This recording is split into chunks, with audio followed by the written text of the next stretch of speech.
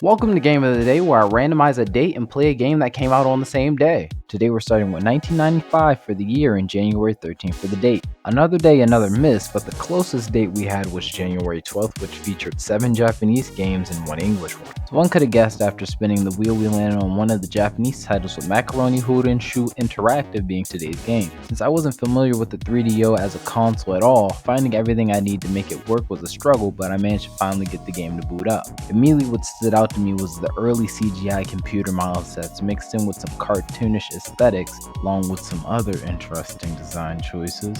It made the game a little hard to look at, but I got used to it soon enough. Since this was a Japanese exclusive release, there were no English subtitles, so I had to use my very scarce understanding of Japanese I've gotten from anime to understand the plot. The game is set in Macaroni Town, New York, and the main cast consists of Soji as the main character and his 2 friends Kinda and Kizakata, who are basically tasked with making sure Soji's love interest, Ayako, is safe from a group of jocks and an old clown rock star who's been kidnapping girls. I'm pretty sure there's more to it, but through my playthrough and scouring the internet for information, that's all I got.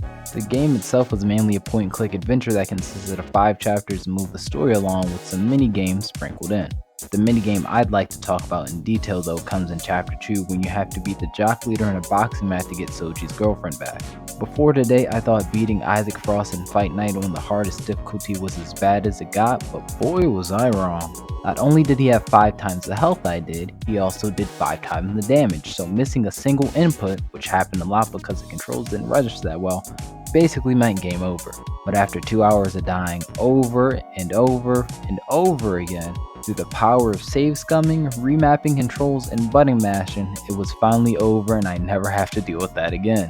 The other minigames were pretty hard too, but it was due to my lack of understanding of what I was supposed to do rather than being a skill issue. The only other thing worth mentioning was the music, which apparently was done by Arrested Development. No, not that one, but this one.